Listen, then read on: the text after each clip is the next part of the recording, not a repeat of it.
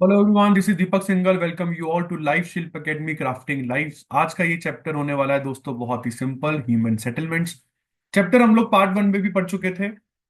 और ये चैप्टर जो होगा ये पार्ट वन से थोड़ा डिफरेंट होगा। थोड़ा क्या, काफी डिफरेंट होगा। यहाँ पर आप लोग टाउन्स, सेंसस ऑफ इंडिया तो पढ़ेंगे ही पढ़ेंगे, बट इसके साथ हम लोग कुछ टाइप्स ऑफ अर्बन टाउन्स, जो वो है रूरल टाउन्स, उस पर ज्यादा इन्होंने फोकस किया है। इस चैप्टर में अर्बनाइजेशन के ऊपर भी हम लोग पढ़ेंगे। इंडिया में अर्बनाइजेशन का क्या ट्रेंड था, वो सारी चीजें भी आपके सामने एक्सप्लेन की जाएगी वन बाय वन। तो आइए शुरू करते हैं। सबसे पहले ह्यूमन सेटलमेंट्स होती क्या है। ह्यूमन सेटलमेंट का मतलब है जब किसी एरिया में आपको बहुत सारे घर दिखे ऑफ वेरियस टाइप और साइज, जहाँ पे ह्यूमन रहते हैं, ऐसी जगह को ह्यूमन सेटलमेंट कहते हैं। तो ह्यूमन सेटलमेंट शुरू कैसे होती है? ह्यूमन सेटलमेंट शुरू होती है जब किसी एरिया को लोग डिमार्केट करते हैं, कंट्रोल करते हैं, उसको अपनी टेरिटरी बनाते हैं, वहां पर अपने रिसोर्सेज, अपने इकोनॉमी सपोर्ट बेस को बनाते हैं, अपने घर बनाते हैं, तब जाकर वो एरिया ह्यूमन सेटलमेंट कहलाता है। वो बात अलग है कि ह्यूमन सेटलमेंट छोटी भी हो सकती है, बड़ी भी हो सकती है, और हो सकता है कि एक ऐसा एरिया हो जो जहां पर ह्यूमन सेटलमेंट हो और वो काफी स्पार्सली लोकेटेड हो। इस छोटे से एरिया में हमें कुछ चार ही घर दिख रहे हैं, छोटी है बट स्पार्सली लोकेटेड है। हो सकता है कुछ ऐसे भी एरियाज हो जहाँ पे ह्यूमन सेटलमेंट बड़ी हो बट बहुत ही ज्यादा क्लोजली लोकेटेड हो, घरों के बीच में डिस्टेंस ही ना हो। तो ये sparsely located but smaller settlements, in settlements को आप लोग रूरल सेटलमेंट्स कहते हैं जनरली। जो चोरी छोटी है बट घर के बीच में मतलब डिस्टेंस बहुत ज्यादा है, स्पार्सली लोकेटेड है। और ये लार्ज बट क्लोजली स्पेस्ड जो सेटलमेंट्स है, इनको हम जनरली अर्बन कहते हैं। तो अर्बन सेटलमेंट कुछ इस तरीके से देखने को मिलती है, रूरल सेटलमेंट्स कुछ इस तरीके से देखने को मिलती है। मतलब होती छोटी है बट काफी स्पार्सली लोकेटेड होती है। अर्बन सेटलमेंट्स होता लार्ज है, बट यहाँ पर ह्यूमन सेटलमेंट्स के बीच में जो डिस्टेंस है वो काफी क्लोजली स्पेस्ड होता है। तो आपका चैप्टर बोलता है सर, जो रूरल सेटलमेंट्स है वो ऐसी होती हैं जो कुछ प्राइमरी एक्टिविटीज में एंगेज हो, जैसे एग्रीकल्चर, फिशिंग, माइनिंग एक्सेट्रा। और मतलब जनरली गांव में रहने वाले लोगों को मैंने बोला ना, तो वो जनरली प्राइमरी एक्टिविटीज पर ज्यादा डिपेंडेंट रहते हैं, एग्रीकल्चर, फिशिंग, माइनिंग। और ये जो मतलब जनरली ये वो सेटलमेंट्स होती हैं जो रॉ मटेरियल का सोर्स होती हैं फॉर अर्बन सेटलमेंट्स। आप हमेशा देखना किसी ना किसी रूरल सेटलमेंट के आसपास आपको शहर देखने को मिलेगा, अर्बन सेटलमेंट देखने को मिलेगा। और वो अर्बन सेटलमेंट रूरल सेटलमेंट्स की वजह से चल रहा है, क्योंकि रूरल सेटलमेंट से आता है रॉ मटेरियल जो इन अर्बन सेटलमेंट पे इंडस्ट्रीज को चाहिए। और अगर मैं रूरल सेटलमेंट्स की बात करता हूँ तो यहाँ पे लोगों के बीच का सोशल रिलेशनशिप काफी अच्छा होता है। क्यों? क्योंकि यहाँ के लोग ज्यादा मोबाइल नहीं होते, उनको अपना गांव छोड़ छोड़ के बाहर निकलना नहीं पड़ता, क्योंकि सब कुछ तो उनके आसपास होता ही है। इसलिए वो एक दूसरे को ज्यादा टाइम देना पसंद करते हैं, जबकि अर्बन एरियाज में ऐसा नहीं होता। अर्बन एरिया की लाइफ बहुत फास्ट है, भागा दौड़ी में सारा समय निकल जाता है। रूरल सेटलमेंट्स की टाइप पर आ जाता हूं मैं। We have the types of settlements, जो डिपेंड करता है extent of area on which an individual house is built, distance between the two houses in India. There are various types और sizes of rural settlement. भाई पहली बात तो types of rural settlements हम लोग अब पढ़ने वाले हैं इस चैप्टर में। और टाइप्स ऑफ सेटलमेंट डिपेंड करता है कि कितने एरिया के ऊपर आपका घर बना है, 200 गज, 400 गज, 1000 गज, तो कितने एरिया में आपका घर बना है। और दो घरों के बीच में एवरेज डिस्टेंस कितना है, मतलब इंटर हाउस डिस्टेंस कितना है, सबसे इंपॉर्टेंट चीज ये है। और मतलब वो सेटलमेंट कैसी है, वो रूरल है, अर्बन है, उसके बेसिस पर हम बात कर रहे हैं। तो यहाँ पर क्योंकि रूरल सेटलमेंट्स की टाइप की बात हो रही है, तो सबसे पहले तो ये चैप्टर बोलता है कि रूरल सेटलमेंट्स को अफेक्ट करते हैं तीन तरह के फैक्टर्स। पहला तो फिजिकल फैक्टर, जिसमें आप देखते हैं कि जहां पर तुम रहने जा रहे हो वहां का टेरेन कैसा है, ऑल्टीट्यूड मतलब जमीन से ऊंचाई कितनी है, सी लेवल से कितना ऊंचा है, वहां का क्लाइमेट ठंडा है, गर्म है, कैसा है, और पानी अवेलेबल है या नहीं।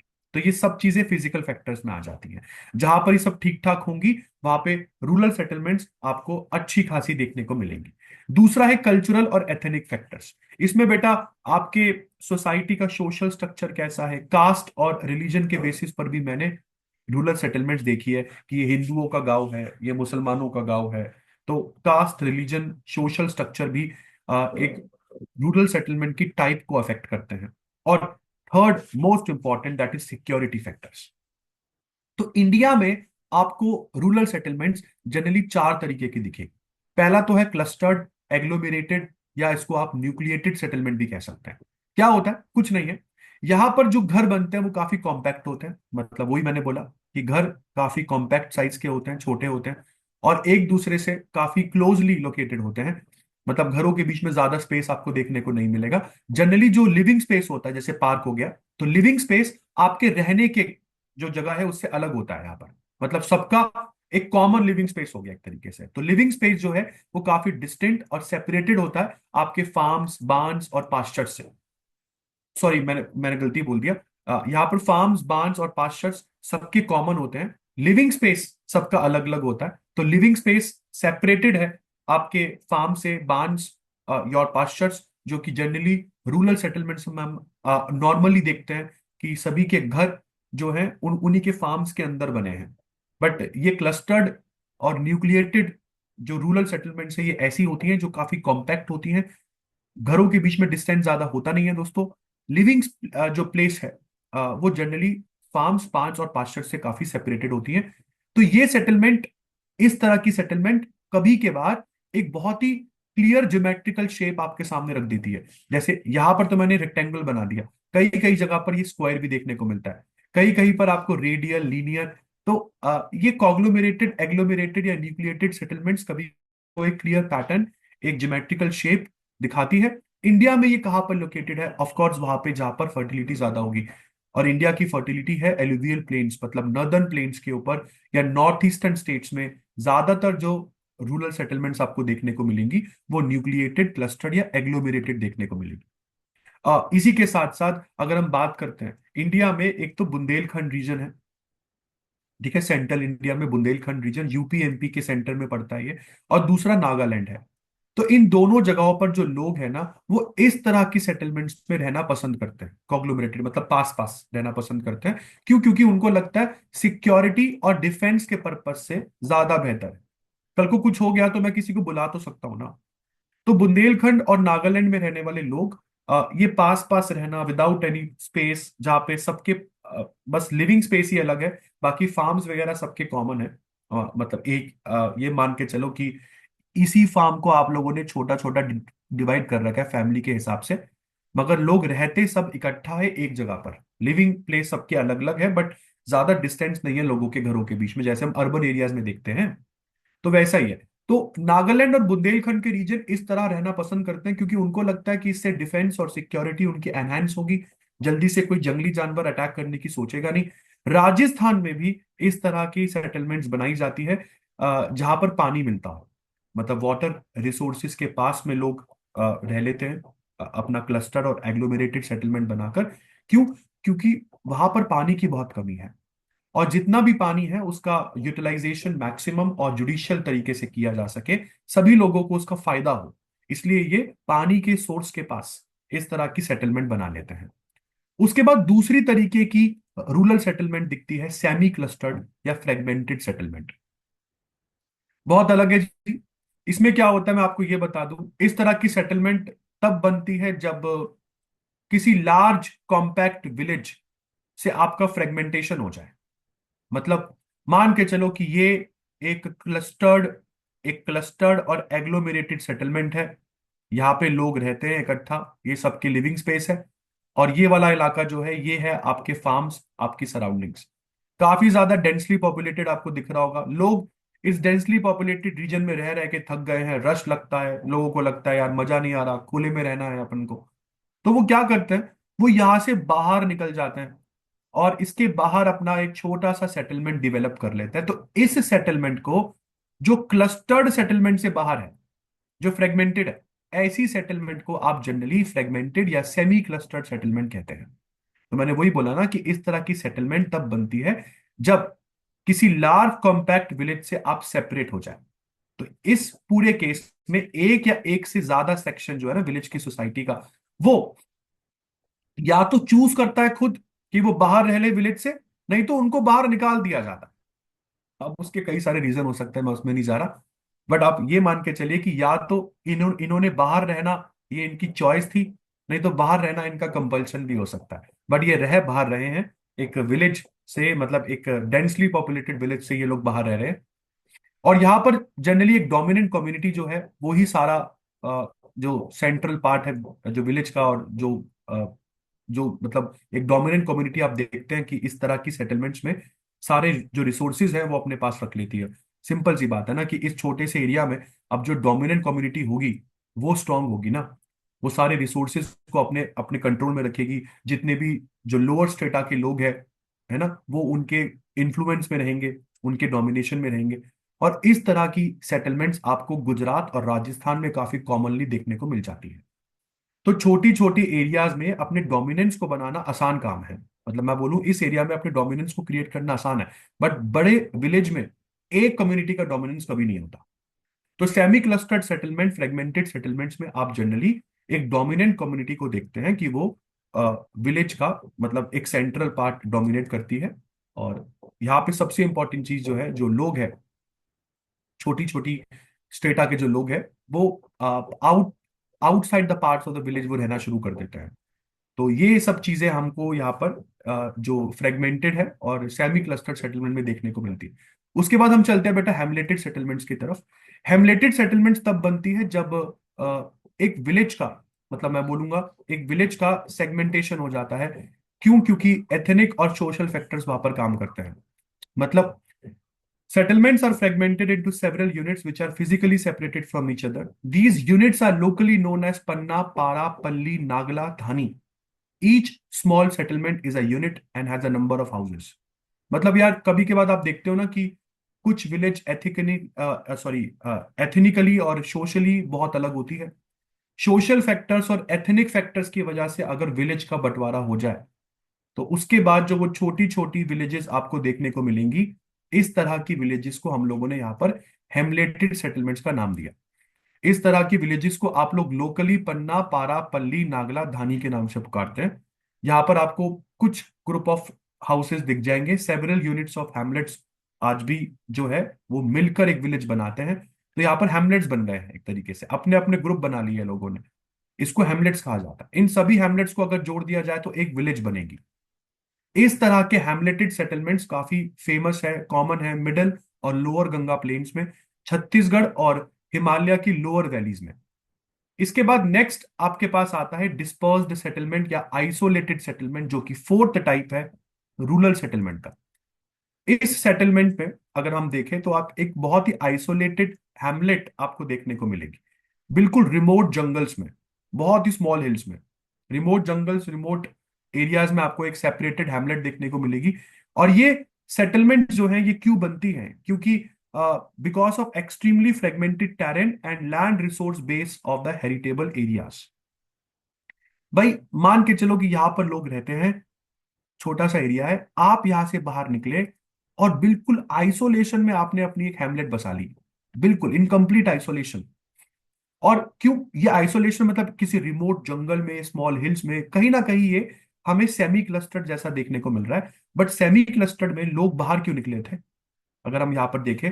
अच्छा, मैंने यहाँ पर एक पॉइंट शायद गलत बोल दिया होगा, उसको मैं एक बार रिपीट करके ठीक कर रहा हूँ। Semi clustered settlement, fragmented settlements में हम लोगों ने ये पढ़ा कि लोग जो है वो विलेज से बाहर निकलकर रहने लगते हैं बाय चॉइस या कंपल्शन। और चॉइस तो खैर उनकी चॉइस है, जब उनको लगे कि यार बहुत ज्यादा मतलब हैविली डोमिनेटेड या हैविली जैम्ड एरिया हो गया है, यहाँ पर खुले में रहने में मजा नहीं आता, तो आओ बाहर निकलते हैं। बट कभी कभार कंपल्शन में एक डोमिनेंट कम्युनिटी देखने को मिलती है। डोमिनेंट कम्युनिटी, मैंने गलती से क्या बोल दिया था कि वो सेपरेटेड एरिया में डोमिनेंट रहती है, no. Dominant community main village में डोमिनेंट है, मेन विलेज जिससे तुम बाहर निकले हो। तो डोमिनेंट कम्युनिटी जो है वो ऑक्यूपाई करता है central part of the main village. और जब छोटी छोटी जाति के लोगों को लगता है कि हमारे साथ बहुत ज्यादा मतलब भेदभाव हो रहा है, तो वो कंपल्शन या चॉइस से उस विलेज से बाहर निकलकर छोटे छोटी विलेजेस में रहना शुरू कर देते हैं। इसको आप लोगों ने बोला सेमी क्लस्टर्ड सेटलमेंट। बट ये एरिया पूरा था प्लेन ही। ये छोटी छोटी हैमलेट्स जो यहाँ पे बन गई है ना, ये कोई आइसोलेशन में नहीं रह रही हैं।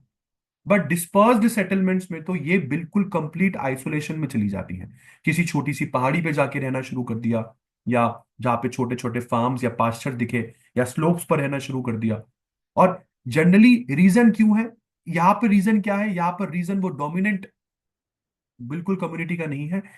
डिस्पर्स्ड सेटलमेंट में रीजन होता है कि टेरेन काफी फ्रेगमेंटेड है, लैंड रिसोर्स बेस जो है हेरिटेबल एरिया का वो पूरा नहीं पड़ रहा आपको, तो इसलिए आप बाहर निकल गए। मतलब यहाँ पे जितना भी लैंड रिसोर्स अवेलेबल है वो आप लोगों के लिए मतलब सफिशिएंट नहीं है, तो आपको लगता है कि let's go out of this area, कहीं बाहर जाकर कुछ देख लेंगे, शायद कुछ अच्छा मिल जाए। इस तरह के एरियाज हमको जनरली मेघालय, उत्तराखंड, हिमाचल प्रदेश, केरला में देखने को मिलते हैं, जहां पर हिली एरियाज आपको ज्यादा देखने को मिलते हैं। तो these are the rural settlements. India में रूरल सेटलमेंट्स को अफेक्ट करते हैं तीन तरह के फैक्टर्स: फिजिकल, कल्चरल और सिक्योरिटी फैक्टर्स। इंडिया में चार तरीके की रूरल सेटलमेंट्स देखने को मिलती है। क्लस्टर्ड, जहां पर लोग एक दूसरे के पास रहते हैं, लोगों के बीच में पर्सनल स्पेस, मतलब स्पेस बिटवीन द हाउसेस ज्यादा होता नहीं है, लोगों का लिविंग स्पेस अलग होता है उनके फार्म से। और यहाँ पर जनरली लोग सिक्योरिटी और डिफेंस के लिए रहना ज्यादा पसंद करते हैं इस तरह से। फिर सेमी क्लस्टर्ड में हमने देखा, सेमी क्लस्टर्ड में जनरली जब किसी क्लस्टर्ड सेटलमेंट में लोग रहकर थक जाते हैं तो वो चॉइस या कंपल्शन से उससे बाहर निकलकर रहना शुरू कर देते हैं। इस तरह की सेटलमेंट्स को सेमी क्लस्टर्ड कहते हैं।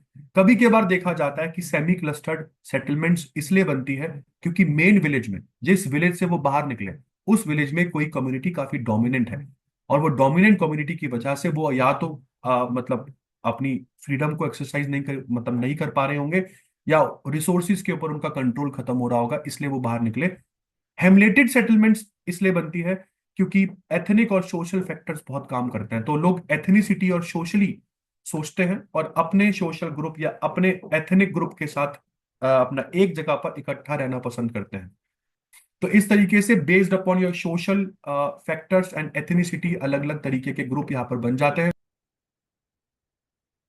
उसके बाद थर्ड आपके पास हेमलेटेड सेटलमेंट आ जाता है। हेमलेटेड सेटलमेंट में हम लोगों ने देखा कि लोग एथनिसिटी, सोशल फैक्टर्स की वजह से अलग रह रहे हैं, ठीक है। और फिर डिस्पर्स सेटलमेंट। डिस्पर्स सेटलमेंट की बात करते हैं तो सर ये इंडिया में जनरली तब दिखती है किसी स्मॉलर हिल्स पर लोग रहते हैं, छोटा सा लैंड है उनके पास, ज्यादा लोग वैसे भी नहीं रह रहे इस एरिया में। मान के चलो कि दो हिल्स है, दो हिल्स के बीच में आप छोटा सा एरिया आपकी विलेज का है, और यहाँ पे रहने वाले कुछ लोगों को लगता है कि यार लैंड रिसोर्स पहले ही बहुत कम है, एक तो टेरेन बहुत फ्रेगमेंटेड है, कि चलो यहाँ से निकलते हैं यार, इन लोगों को यही रहने दो, अपन लोग किसी दूसरी हिल के इस तरफ रह लेंगे। तो ये लोग बहुत आइसोलेशन में जाके रहना शुरू कर देते हैं because of fragmented terrain and land resources का पूरा ना होना। तो ये रूरल सेटलमेंट के चार टाइप्स आप लोगों ने देख लिए। अब हम अर्बन सेटलमेंट्स की बात करते हैं। सबसे पहले तो हम देखते हैं अर्बन सेटलमेंट्स रूरल सेटलमेंट के कंपैरिजन काफी बड़े होते हैं, काफी डेंस होते हैं, काफी कॉम्पैक्ट होते हैं, क्योंकि घरों के बीच में तो स्पेस भूल ही जाएगी। यहाँ पर लोग, हमने सेंसस भी पढ़ा था, सेंसस बोलता था जहां पर 75% से ज्यादा लोग जो है कम से कम नॉन एग्रीकल्चरल एक्टिविटीज में लगे हो, तो बिल्कुल अर्बन सेटलमेंट्स में भी ज्यादातर लोग नॉन एग्रीकल्चरल एक्टिविटीज में होते हैं, जैसे इंडस्ट्रीज में है, सर्विसेज में लग गए, एडमिनिस्ट्रेटिव फंक्शंस में लग गए। यहाँ पर सिटीज और टाउन जो है ये एक दूसरे से डायरेक्टली या कभी कभी इनडायरेक्टली कनेक्टेड होते हैं विलेजेस के साथ भी। मतलब सिटीज और टाउन्स दोनों ही डायरेक्टली या इनडायरेक्टली कनेक्टेड होते हैं विलेजेस के साथ भी।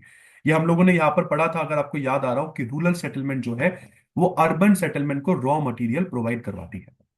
तो ये एरिया जो है ये मेन सोर्स होते हैं रॉ मटेरियल के फॉर द अर्बन सेटलमेंट्स।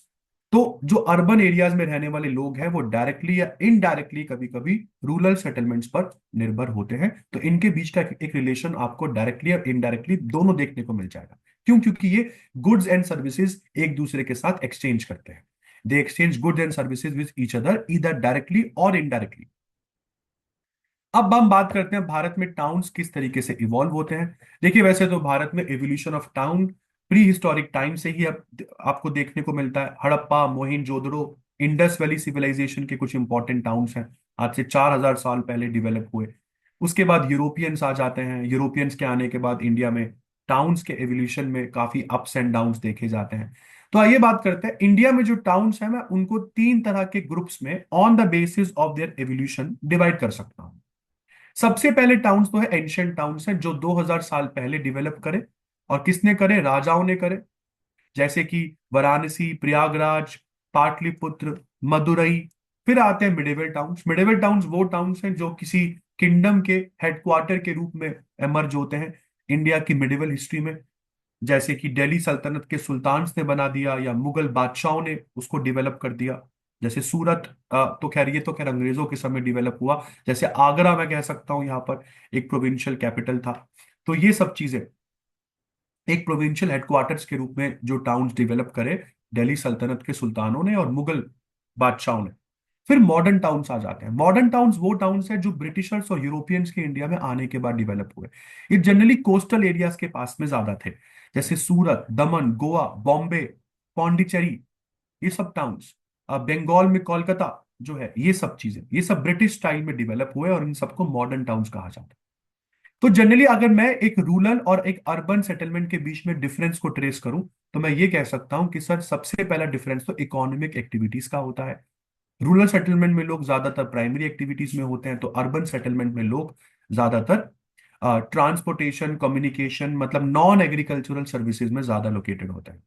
फिर दूसरा है फंक्शनल रिलेशनशिप। फंक्शनल रिलेशनशिप का मतलब क्या है कि सर रूरल और अर्बन एरियाज के बीच में एक रिलेशन तो है।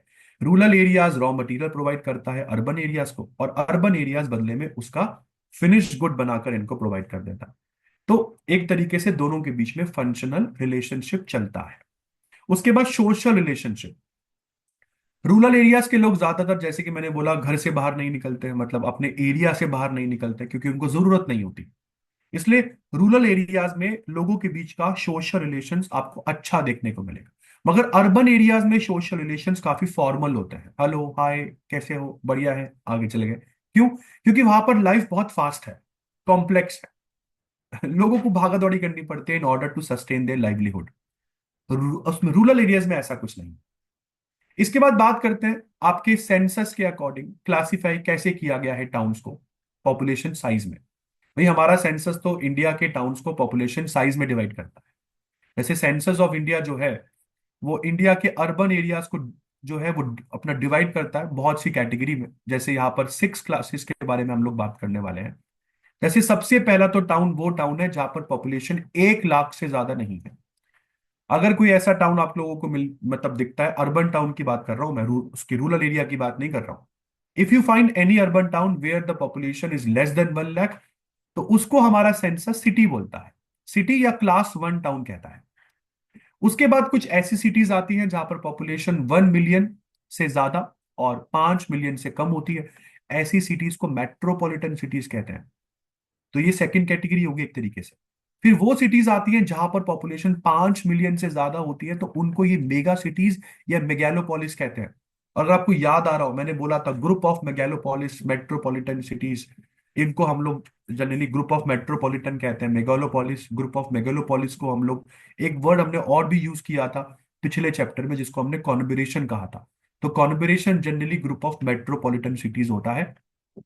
फिर उसके बाद ये क्लास 1 टाउन, ये मेट्रोपॉलिटन सिटीज, ये मेगा सिटीज के अलावा इंडिया में कुछ अर्बन एग्लोमरेशंस भी होते हैं। अर्बन एग्लोमरेशंस क्या होते हैं, आइए इसके बारे में बात कर लेते हैं। तो majority of metropolitans and mega cities जो हैं वो अर्बन एग्लोमरेशंस हैं। क्यों? क्योंकि सेंसस बोलता है एग्लोमरेशन, अर्बन एग्लोमरेशन तब बनता है जब ये 3 कॉम्बिनेशंस वहां पे देखने को मिले। पहला, अ town and it's adjoining urban outgrowths, कि एक टाउन है ये रहा और इसके आसपास छोटे छोटे टाउन्स और डेवलप हो गए, तो ये एरिया जो है ये एक अर्बन एग्लोमरेशन बनेगा। तो दिस इज कॉम्बिनेशन नंबर 1। दूसरा, टू और more adjoining towns with their own outgrowths. इसी तरीके से एक टाउन और बगल में है और इस टाउन की भी आउटग्रोथ्स आपको यहां पर देखने को मिलती है। तो ये एरिया मेट्रोपॉलिटन के साथ साथ एक एग्लोमेरेट, एक अर्बन एग्लोमरेशन भी कहलाएगा। और तीसरा कॉम्बिनेशन है अ सिटी एंड वन और more adjoining towns with their outgrowths together forming a contiguous spread. अब ये आपने सिटी देखी, ये भी छोटे छोटे सिटीज में आगे डिवाइड हो रही है। मतलब एरिया आगे आगे बढ़कर बढ़ते जा रहे हैं। इस तरह के बंटवारे को आप जनरली अर्बन एग्लोमरेशन कहते हैं। मतलब एक तो बड़ी सी सिटी जो है, एक बड़ा सा मेगालोपोलिस जो है, वो अपनी आउटग्रोथ दिखा रहा है।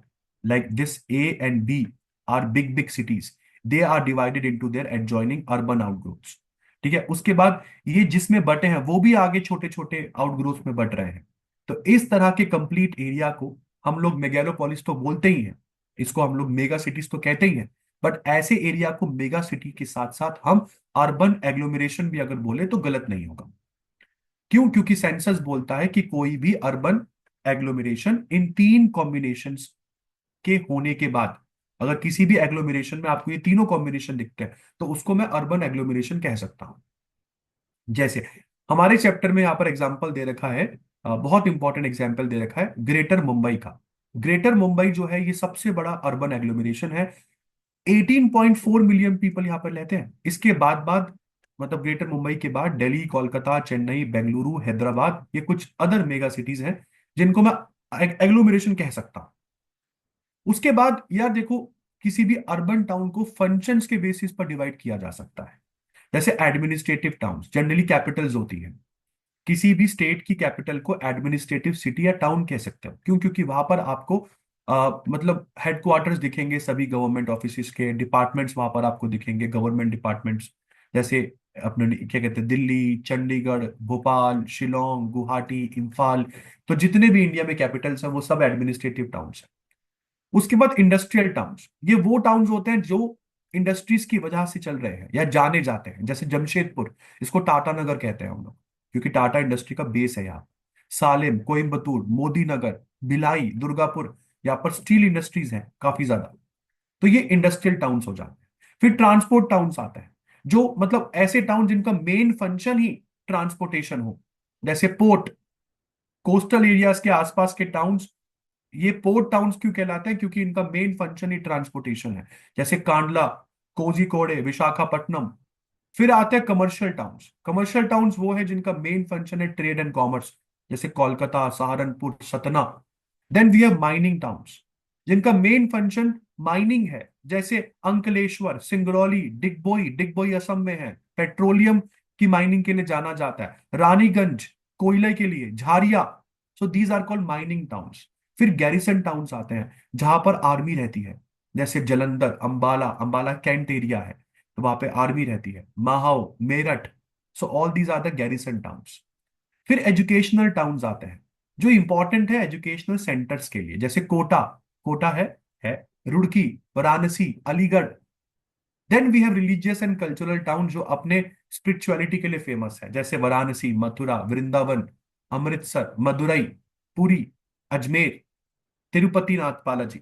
सो all these are the religious and cultural towns. Then we have tourist towns जो अपनी टूरिस्ट एक्टिविटीज के लिए फेमस रहते हैं इंडिया में, और वो तो कई सारे हैं। मनाली हो सकता है, मसूरी उठा लो, ठीक है, देहरादून उठा लीजिए। All these are the tourist towns. हाँ, देहरादून यहाँ पर एडमिनिस्ट्रेटिव टाउन में भी काउंट होगा।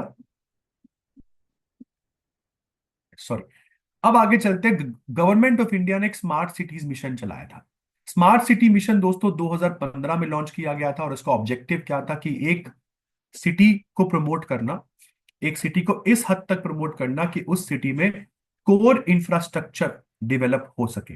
जैसे वहां पर एक क्लीन सस्टेनेबल एनवायरनमेंट मिले, लोगों को एक डिसेंट क्वालिटी ऑफ लाइफ मिले। तो स्मार्ट सिटी का एक फीचर जो है वो ये भी था कि हमें इंफ्रास्ट्रक्चर और सर्विसेज को बेहतर करने के लिए, भाई किसी भी सिटी स्मार्ट सिटी कब कहलाएगी? जब वहां पे लोगों का डिसेंट क्वालिटी ऑफ लाइफ हो, एक बहुत ही इंफ्रास्ट्रक्चर, बहुत ही क्लीन इंफ्रास्ट्रक्चर वहां पर आपको देखने को मिले, सर्विसेज बहुत अच्छी देखने को मिले। तो किसी एरिया को स्मार्ट एरिया बनाने के लिए, स्मार्ट सिटी बनाने के लिए हमको स्मार्ट सोल्यूशन सप्लाई करने पड़ेंगे। कैसे? जैसे उस एरिया को जितना हो सके उतना कम वनरेबल बनाइए डिजास्टर से। कैसे? वहां पे ज्यादातर जो बिल्डिंग्स बने वो अर्थक्वेक रिजिलियंट बनाइए, ताकि अर्थक्वेक के आने के बाद भी खासा नुकसान आपको ना हो। ठीक है।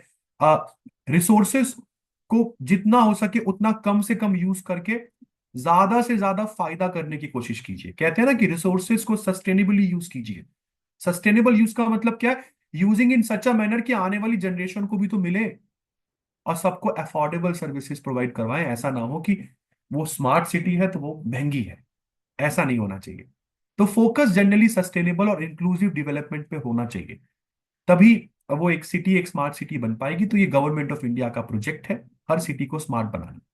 और वो स्मार्ट कब बनेगी? जैसे कि मैंने बोला, वो स्मार्ट तब बनेगी जब वहां पर लोगों के पास क्लीन इंफ्रास्ट्रक्चर, सस्टेनेबल एनवायरनमेंट हो, डिसेंट क्वालिटी ऑफ लाइफ लोगों के पास हो, वो एरिया जितना हो सके उतना कम वनरेबल हो डिजास्टर से, कम से कम रिसोर्सेज को यूज करके ज्यादा से ज्यादा फायदा देता हो, लोगों के पास अफोर्डेबल सर्विसेज हो, ये सारी चीज।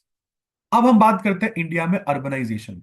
अर्बनाइजेशन होता क्या है? जब एक रूरल पॉपुलेशन धीरे धीरे अर्बन पॉपुलेशन में कन्वर्ट या ट्रांजिट होने लगती है, इसको अर्बनाइजेशन कहते हैं।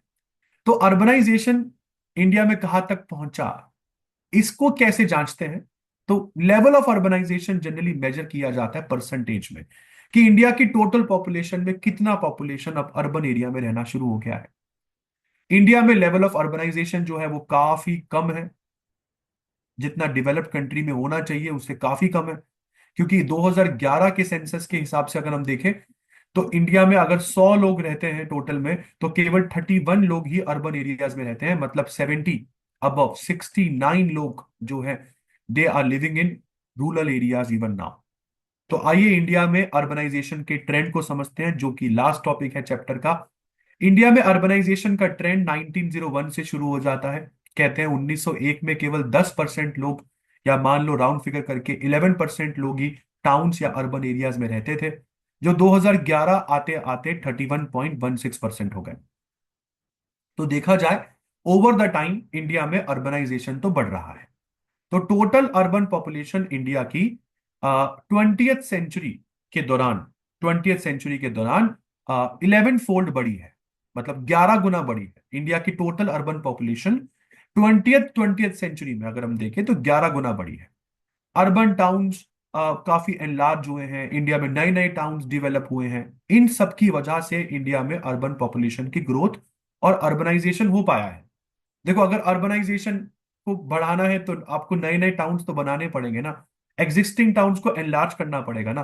तो इंडिया में अर्बनाइजेशन का जो ग्रोथ है, वो अर्बन पॉपुलेशन बड़ी इसलिए है क्योंकि इंडिया में जो एग्जिस्टिंग अर्बन टाउन्स है वो एनलार्ज हो पाए हैं, और जो नए नए अर्बन टाउन्स है वो डेवलप कर पाए हैं। बट पिछले 20 सालों में कहा जाता है, in the last 2 decades, urbanisation का ग्रोथ जो इंडिया में रहा है ना, वो उस लेवल से भी ग्रो नहीं कर रहा।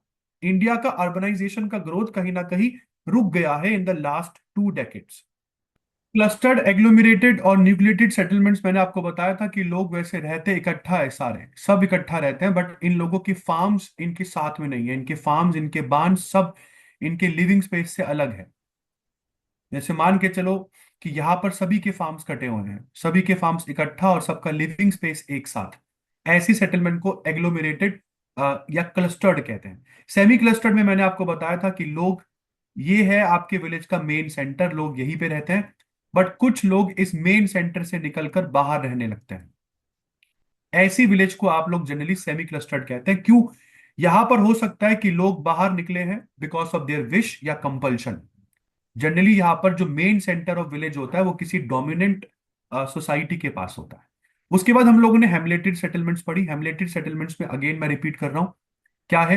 हेमलेटेड सेटलमेंट्स में जनरली लोग होते छोटे ही हैं। यहाँ पर सेटलमेंट्स बहुत छोटी सी है आपकी, बहुत बड़ी सेटलमेंट नहीं है, बट फिर भी लोग जो है वो एक दूसरे से अलग रहना पसंद करते हैं, यहाँ पर हेमलेट्स बनाकर अलग रह रहे हैं। और यहाँ पर वो हेमलेट्स जो है जनरली स्विट्जरलैंड में बहुत सारी देखने को मिलती है। और जनरली ये अलग अलग क्यों रह रहे हैं? क्योंकि सर एथनिकली और सोशली ये एक साथ नहीं रहना चाह रहे हैं, इनको लग रहा है कि अपनी एथनिसिटी, अपने सोशल ग्रुप के साथ अलग रहेंगे। इंडिया में ये आपको लोअर गंगा प्लेन्स, छत्तीसगढ़, हिमालयास की लोअर वैलीज में देखने को मिलेगा। तो जनरली ये छोटी सेटलमेंट्स ही होती हैं, बहुत बड़ी नहीं है। क्लस्टर्ड और सेमी क्लस्टर्ड से छोटी होती हैं ये। और उसके बाद डिस्पर्स सेटलमेंट्स आ जाती हैं, ये हिली एरियाज में देखने को मिलती है, जैसे कि मैंने आपको बताया हिली एरियाज में, क्योंकि टेरेन अलग अलग होता है, तो बहुत बड़े बड़े टाउन्स वहां पे बन नहीं सकते हैं, तो एक दूसरे से काफी डिस्पर्स्ड होती है, काफी दूर दूर बनते हैं एक दूसरे से, बिकॉज ऑफ टेरेन्स। और क्योंकि लैंड अवेलेबिलिटी भी काफी कम है, क्योंकि प्लेन इलाका चाहिए आपको जो हिल्स पे नहीं मिलेगा, बहुत ही कम जगह पर मिल सकता है। तो मेघालय, उत्तराखंड, हिमाचल प्रदेश, केरला, वहां पर आप लोगों को ये इस तरह की डिस्पर्स सेटलमेंट्स, आइसोलेटेड सेटलमेंट्स देखने को मिलती है, क्योंकि टेरेन काफी फ्रेगमेंटेड है, लैंड रिसोर्सेस जो है वो काफी लिमिटेड है यहाँ पर, मतलब जो आपको चाहिए उस तरह के लैंड रिसोर्सेज काफी लिमिटेड है। तो इस तरीके से दोस्तों ये चैप्टर हो जाता है खत्म। आई होप आपको ह्यूमन सेटलमेंट ये चैप्टर समझ में आया होगा। और जैसे कि मैंने बोला, ये पहले के चैप्टर से काफी अलग है, काफी अलग है। इसको हम लोगों ने बहुत ज्यादा टाइम इसलिए नहीं दिया क्योंकि मैं ह्यूमन सेटलमेंट पहले पढ़ा चुका हूं। तो एक रूरल सेटलमेंट किस तरीके से रूरल बनती है, ये हमने प्राइमरी एक्टिविटीज में पढ़ा था। सबसे इंपॉर्टेंट चीज यहाँ पर टाइप्स ऑफ रूरल सेटलमेंट है, जो हम लोगों ने पहले नहीं पढ़ा था। और एक रूरल सेटलमेंट को अफेक्ट करने वाले तीन फैक्टर्स कौन कौन से होते हैं? Physical, cultural, ethnic, social, sorry security. और उसके बाद हम लोगों ने यहाँ पर अर्बन सेटलमेंट्स का इवोल्यूशन पढ़ा, जो हम लोगों ने पहले नहीं पढ़ा था। तीन तरह की तरीके से अर्बन सेटलमेंट्स इवॉल्व हुई, ancient, medieval and modern. Ancient है इंडियन राजास के टाइम पीरियड में, मॉडर्न ब्रिटिशर्स के आने के बाद, और मिडिवल दिल्ली सल्तनत और मुगल्स के टाइम पे। और फिर मॉडर्न टाउन्स तो आ ही जाते हैं। अर्बन और रूरल सेटलमेंट के बीच का डिफरेंस क्या होता है? इकोनॉमिक एक्टिविटी, फंक्शनल रिलेशनशिप और सोशल रिलेशनशिप के बेसिस पर समझाया जा सकता है सर। फिर टाउन्स को क्लासिफाई किया हमने on the basis of population size, जिसमें सेंसस वैसे तो डिवाइड करता है अर्बन एरियाज को 6 क्लासेस में, बट हमने यहाँ पर पढ़ा क्लास 1 टाउन, जिनकी पॉपुलेशन 1 लाख से कम होती है। फिर वो टाउन्स जिनकी पॉपुलेशन 1 मिलियन से ज्यादा बट 5 मिलियन से कम, ऐसी सिटीज को मेगा सिटीज कहा हम लोगों ने, सॉरी मेट्रोपॉलिटन सिटीज कहा हम लोगों ने। और जिन एरियाज की पॉपुलेशन 5 मिलियन से ज्यादा हो जाए वो बन जाती है मेगालोपोलिस। मेगालोपोलिस।